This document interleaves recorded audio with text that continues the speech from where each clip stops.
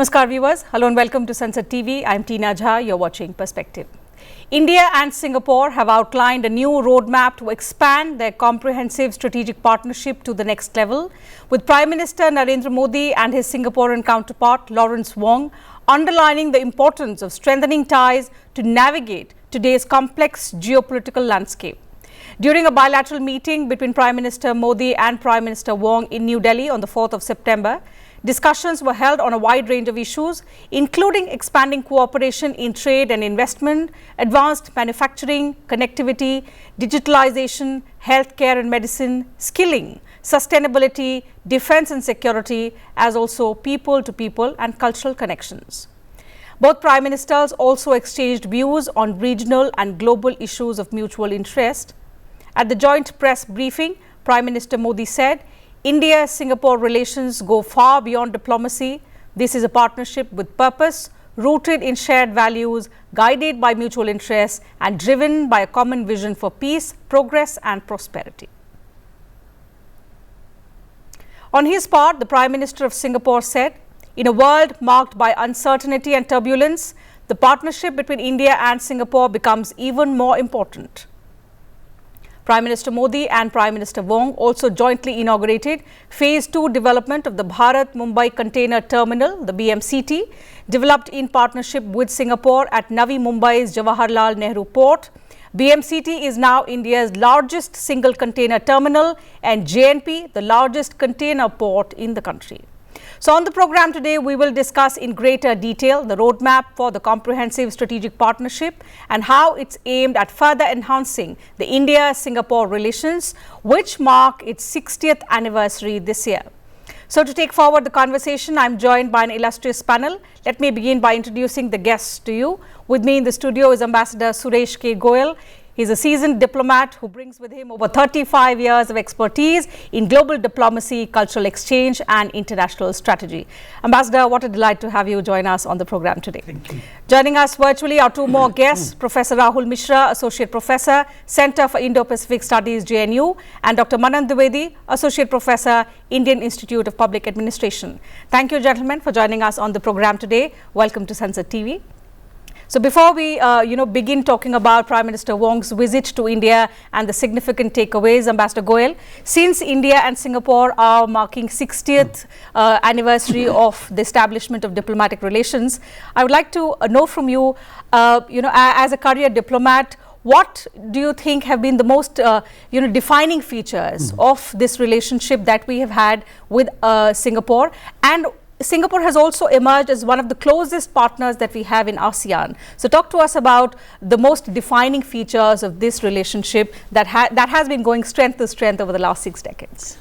Well, one element that I clearly remember from my days in Singapore, and that was a long time ago, from 1980 for about 2.5 years, is that there seems to be a complete sense of confidence and trust between the two countries. To the extent that when Singapore became independent, there was consultations at the level of different officials in terms of even constitution making in Singapore. Right. That was the kind of level of bonhomie trust, and that trust and confidence has continued to mark the relationship even till today. I don't recall a single episode where there has been an occasion to say or to count differences between the two. None. That is one, I think, very important thing. Number two, in 1991, when we began to talk about when we framed our Look East policy, which later became the Act East policy, and then free and open Indo-Pacific, we became part of Quad. At all times, in all the statements which have been issued at different levels, we have always insisted on the centrality of ASEAN, right, in anything to do with the Indo-Pacific, in any kind of a mechanism, whatever we decide to do, that ASEAN is going to be central to it. And clearly within ASEAN, Singapore is one country which cannot be just completely marginalized, which can be forgotten. It's one of the most important countries. Absolutely. As a member of ASEAN, economically very fast, growing very fast, and therefore in that sense, I think there is one factor which is important. Number two or number three, whatever it is,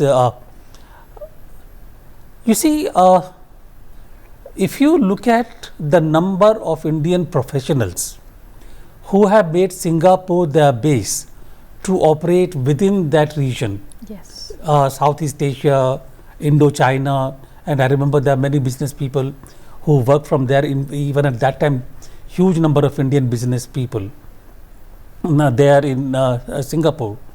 For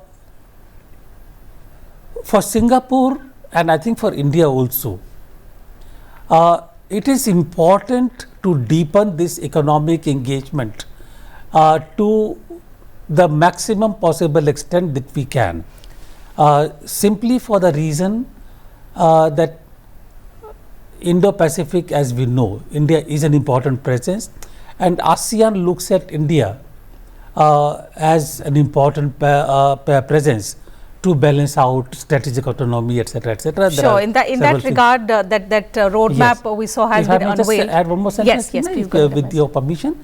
Please go And ahead. therefore, we must remember that our engagement with ASEAN is not just of the nature of economic and trade industrial. It is both geo-economic and geopolitical, and we must keep on paying attention to that. Certainly. I think we also heard Prime Minister Wong say something in that context. We will delve deeper into that statement in the next round of questions. And we'll also talk about the roadmap to the comprehensive strategic partnership that's been unveiled by both Prime Ministers. But let me also get in perspectives from both our guests who are joining us virtually. Professor Mishra, coming to you, and in context of India, Singapore celebrating their 60th anniversary of establishment of diplomatic relations, what Ambassador said and what we've seen in terms of how the India-Singapore relations have evolved over the last 6 decades, it's been more than just bilateral ties. It's something more strategic, something more multifaceted, and people-to-people ties, as Ambassador rightly said, have been the bedrock of that relationship going from strength to strength in the last 60 years. How do you see this evolution shaping the Indo-Pacific dynamism? Well, I think Mr. Goel has already highlighted the contributions that India's ties with Singapore has made in making its Look East and Act East policies success. India's institutional socialization, whether it was back in 1992 when we launched the Look East policy, it was Singapore which played the pivotal role. They started what is termed as the India fever in Singapore, telling the Southeast Asian countries and the rest of the world how important India is. And Lee Kuan Yew, the founding father, the father of the nation, always betted on India over any other Asian country, saying that when India rises, things will change and new constructs will emerge. So Indo-Pacific is a logical extension of India's engagement with Southeast Asian countries, its economic rise and its rise as a military power.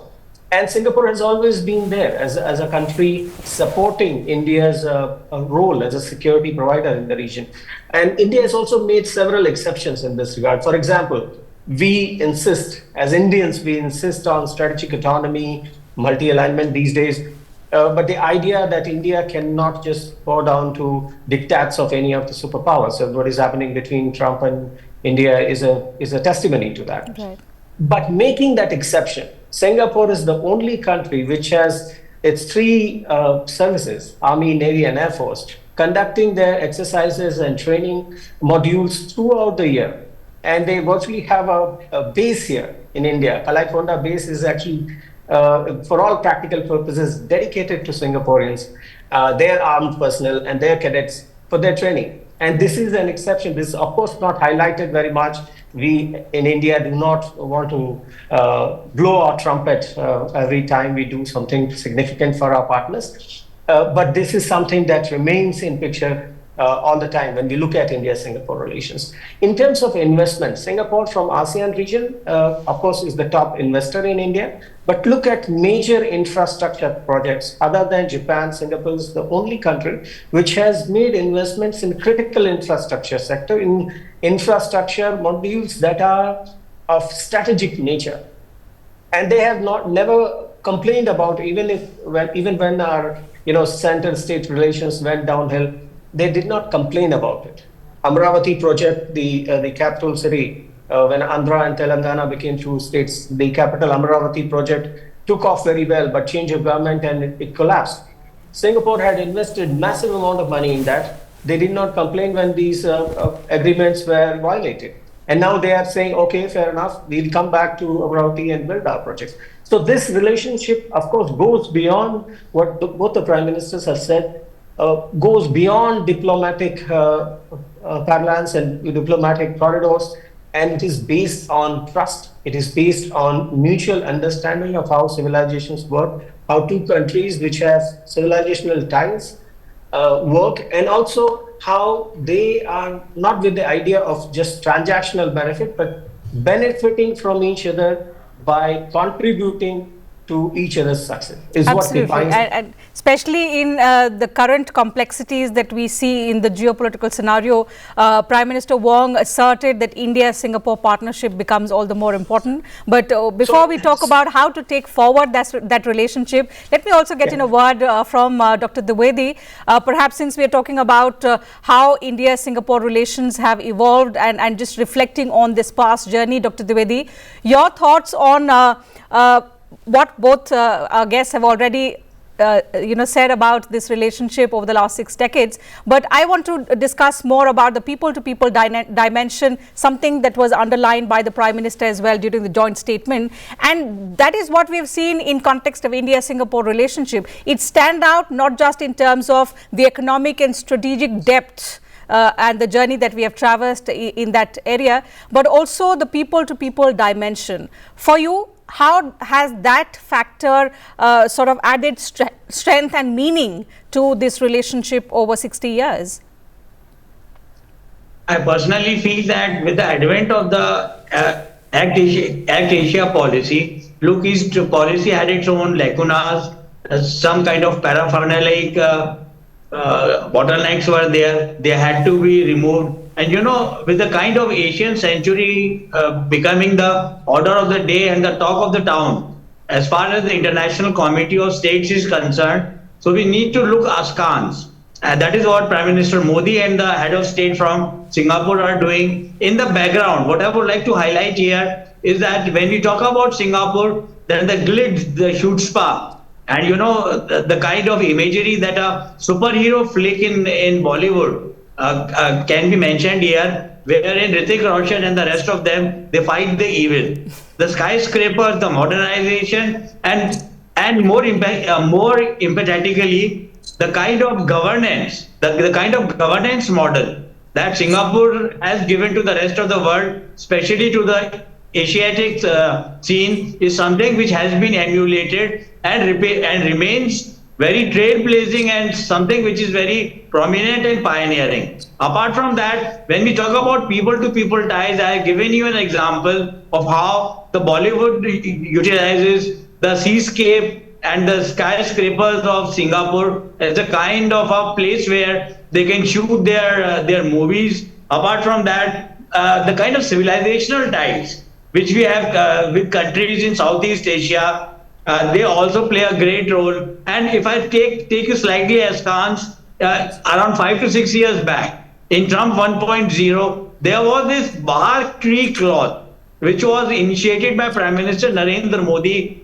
where the Singaporean head of state, Trump, Putin, Xi Jinping, and Narendra Modi, they all were there. And the kind of symbolic and emblematic value that was attached to this cloth was meant to congeal the Asiatic solidarity way back in Trump 1.0. And to be more precise, as far as the cultural pretext is concerned, soft power has become the order of the day, the clarion call. And in the days of movies, cuisine, tourism, military tourism, we think that a lot of convergence is there between India and Singapore. And going back to a archaic concept of archaic globalization, it was this particular zone, this particular earmarked region only, wherein Captain Cook sailed all the way from Australia and came all the way down to this region.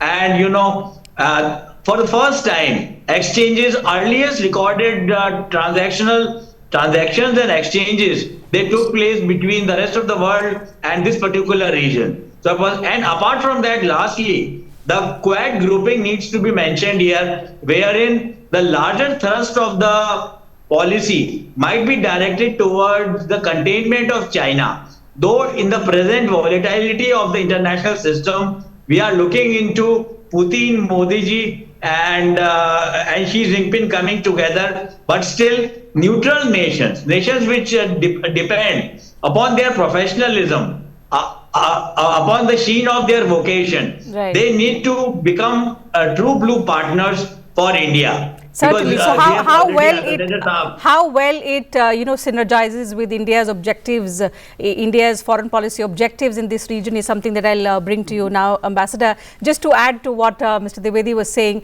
that the soft power, especially in context of Singapore, is so much that you stayed there. I happened to pay a visit, and all those Indians who've been there have definitely visited the place called Little India, where the Indians there perhaps feel home away from home. So that's one aspect when it comes to India-Singapore relations as well. But coming now to the future roadmap that both Prime Ministers unveiled, and where do we take it from here? We've built on 6 decades of partnership, strength to strength in a whole gamut of areas. But coming to the comprehensive strategic partnership roadmap, which highlights 8 priority areas from trade and digitalization to defense and sustainability. You've spent a couple of years on strengthening the India-ASEAN partnership as well. So from your experience, from a diplomatic and strategic standpoint, if you could explain to us what elements of this roadmap do you think are most significant and most converging with India's foreign policy objectives, not just with Singapore, but in the ASEAN region, because we see the region in totality. Tina, I'm sorry, but I think it's going to be very, very difficult. It's a very ambitious kind of joint statement and the roadmap that I was seeing just now before coming here. And therefore, to single out any particular area which could prove to be more important from the ASEAN point of view is going to be an extremely difficult task. Let me just put a bit of a context on this really. First of all, Singapore, you have been to Singapore, and Little India is one part of it really. But if you see what Singapore is like really, it's all chrome, steel, glass, modern development. And today, in fact, it is difficult to imagine Singapore as a kind of a traditional oriental ASEAN country. It is really closer to the West and the USA in terms of its business approach, in terms of its outlook, and most importantly, the ambition of its young people who are working there in all kinds of sectors. Therefore, for us, when we work with ASEAN, Singapore really takes us close to the modern business culture, number one. Number two, Mr. Jaishankar, the minister yesterday when he called on the Prime Minister, he mentioned that in today's political uncertainties, multipolarity, multipolar world with strategic autonomy, he mentioned both the words in the same statement, are essential, are most important. I don't think he used the word essential, but he did convey that this is the most important factor really. And if we really go by these two criterion, strategic autonomy and multipolarity, I think ASEAN does deserve to be another pole, geopolitical pole, geo-economic pole in the world, and Singapore is certainly most important amongst them. And if we go by these things, 2 or 3 areas from the statement, from the roadmap that I can immediately think of is semiconductors. Right. Semiconductors is very, very critical to our own semiconductor mission and what we need to develop, the critical minerals. So semiconductors is one. I would say green energy is yet another one. All the countries in ASEAN are energy exporters or they trade in energy. And then skill development. Singapore can be an important port for skill development of Indian industrial tech investment, etc. Therefore, these are the 3 which I can immediately think of. There are rest which will automatically follow in really, but I would say,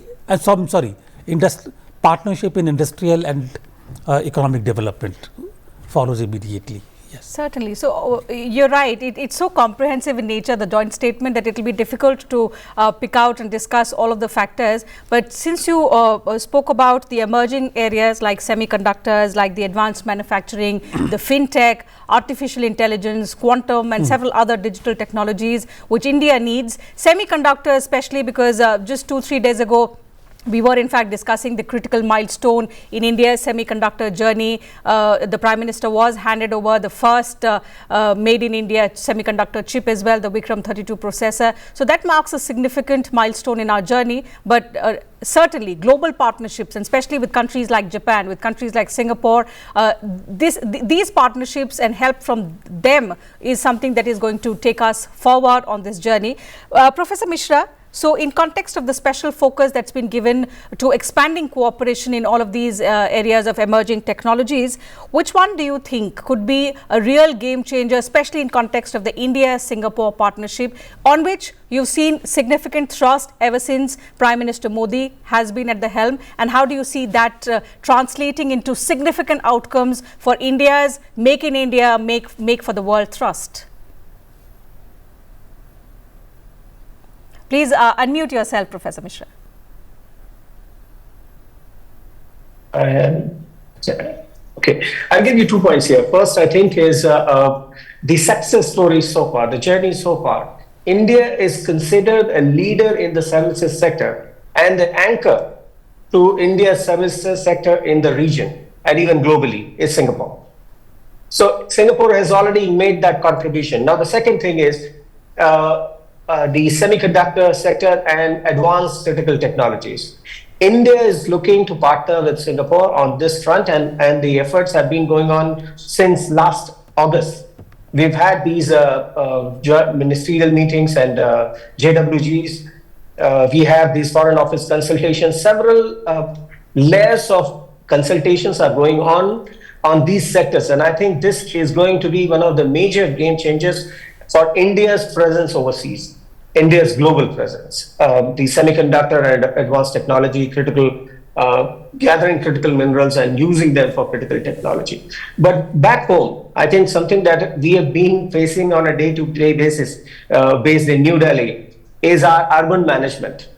The way our rains, the monsoon season has flooded Delhi and Gurgaon, is also another area that can help, that can be a very important area of cooperation between Singapore and India.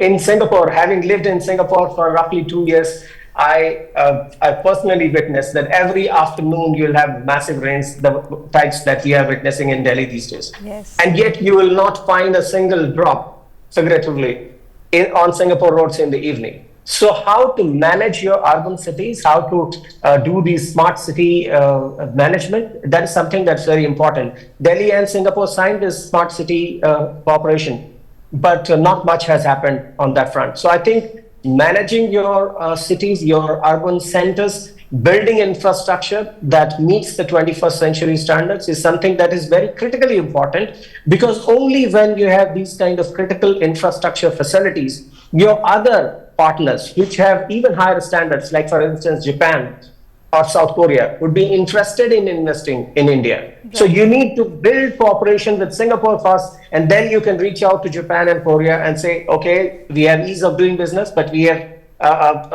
peripheral infrastructure facilities as well. So come and invest in India and make in India so that we can make for the world. Certainly, from infrastructure and especially learning ways on how to have resilient infrastructure to such kind of adverse climatic events. I'll drive the discussion towards connectivity now, because that's been another aspect of Prime Minister Wong's visit to India as well. On connectivity, Dr. Dwivedi, the focus we are seeing has been on expanding air services, maritime corridors as well. How could this transform not just the bilateral ties between both our countries, but also regional supply chains, the logistical supply chains, something which is important for the region as well? Thanks a lot. You have made a very valid point here, ma'am. The idea here is that apart from looking into the dynamics of bland bilateral relations, we can also look into an international relations percept. where regimes are the order of the day. What I mean to convey over here is this particular fact that regimes combating climate change, regimes that is cooperation and collaboration, which have been reached between the countries at a global scale. For example, the example of countering terrorism is also very significant here, wherein we can talk about the stress that both the countries, Singapore and New Delhi, they have talked about countering terror too. Because if we look at the threat which is being posed by China, the infiltration they do through their soft power apparatus and also through their tangible instruments of resources, money and weapons. Specifically, if we look into countries like Myanmar and Philippines, the destabilization and the political turmoil and misery for the people is a reason which brings India and Singapore two together. So I think it's a very creative amalgamation of the regime concept in IR, international relations theory, along with the bilateral specificities which have become the order of the day as far as the Singaporean head of state's visit to New Delhi is concerned. Apart from that, we can say that governance model, as I had mentioned only fleetingly in my earlier snippet, wherein Singapore has become a model of governance. The idea of city-states, the idea of country cities like, let's say, Morocco or let's say Vatican, they are there. So, some kind of an urban cooperation. I would like to quote the earlier speaker here, smart city drives. You're right. In fact, Professor Mishra did point out, you've also asserted, this is something that Prime Minister has also spoken about. There are so many best practices perhaps that we can adapt from Singapore. But given the paucity of time, I would like to take one last comment from you. It's a comprehensive document. Perhaps we will read more about it and discuss it further on the program. But one question before we wrap up the conversation is, there is so much that has been done in the India-Singapore relations. We have a futuristic roadmap. But from a diplomatic standpoint, from your experience, tell us and our viewers about how do we ensure, how do Indian diplomats ensure that when you have such ambitious roadmaps, how do you translate them into tangible outcomes? Sincerity, resources, there are so many things.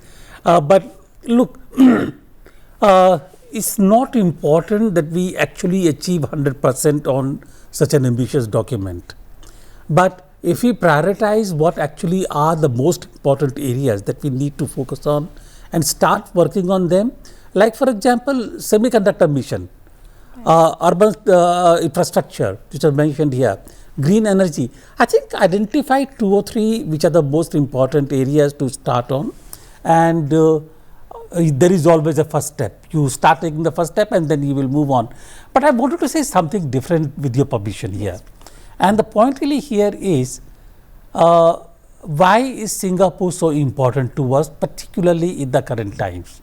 And I mentioned to you about what EAM Jaishankar said in the meeting, and Prime Minister Modi mentioned, and Prime Minister Lawrence Wong also mentioned the same thing, the global uncertainties. And these global uncertainties have put a whole lot of questionings on the international global order that we have seen so far. We became part of Quad along with USA, Japan and Australia because there was a kind of a situation at that time. We thought we had to meet the Chinese challenge, and Quad happened. Similarly, this meeting we went, President Trump comes and he decides to go his own policies, and suddenly everybody begins to look at different kinds of matrices, and then Prime Minister goes to Tianjin. Good meetings with both President Putin and President Xi Jinping. So what I'm saying here is that if you look at all these things, and I mentioned, that's the reason I mentioned that Singapore is one country which is the closest to the Western culture, business culture, and which is also closest to China in terms of, you mentioned connectivity. Yes. There is one country, and therefore I think our links with Singapore become extremely important in terms of finding our own role in Indo-Pacific now in the changed context, and also given our own requirements, our own needs, and our own vision of what we ought to be in Indo-Pacific. Certainly, and that's why the Prime Minister perhaps asserted even today that this is a relationship that goes beyond diplomacy. It's a relationship that we require for progress and prosperity of both our peoples. So time allows me to take up only that much on the program today, gentlemen. Thank you once again for joining us on this edition of Perspective, sharing your thoughts, your views with us and our viewers, and making it such an engaging and insightful conversation. To you viewers, thank you very much for your time as well.